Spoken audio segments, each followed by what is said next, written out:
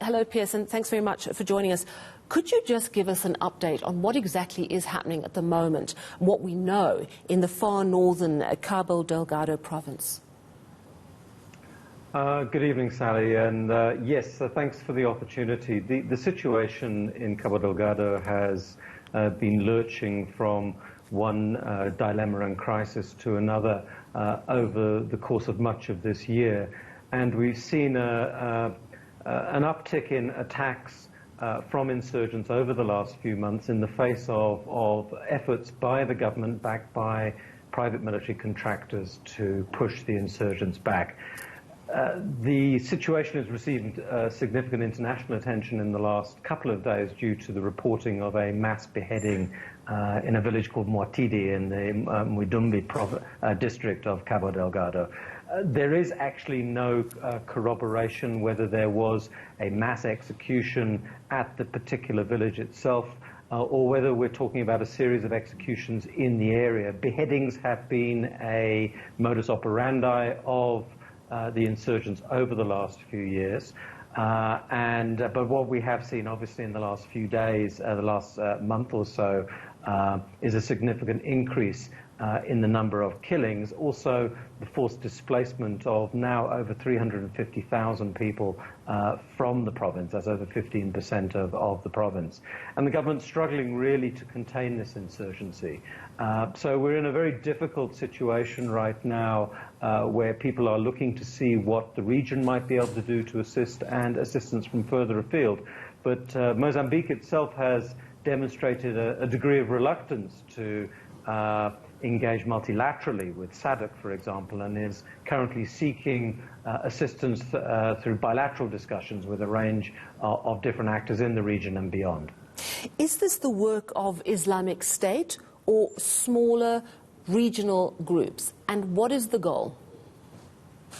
Well, I mean, it's an interesting question. The origins of this insurgency are in sectarian dynamics in the region. This is Islamic State claimed its first responsibility for an attack in Cabo Delgado only in June last year. This was well into the insurgency, and since then there's been over 45 claims of responsibilities for attacks, mainly in Mozambique, in Cabo Delgado, but most recently also the attacks in Tanzania that we saw in October.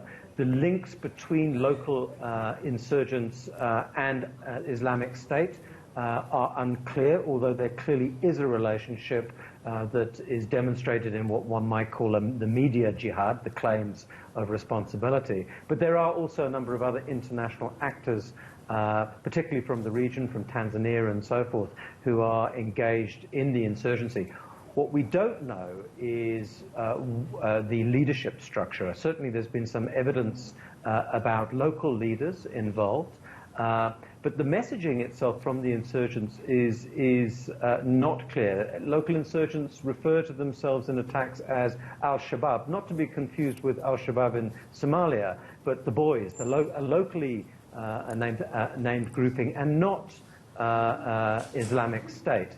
However, having said that, there is clearly some move towards Islamist radicalization within the insurgency, and some messaging relating to a rejection of the state, a rejection of traditional customs and so forth. So we're beginning to see a consolidation of the identity, an Islamist identity, which Islamic State is going to take advantage of in what many see as the early stage franchising of its efforts through what is now called Islamic State Central Africa Province, responsible for Mozambican attacks and attacks in the Democratic Republic of Congo.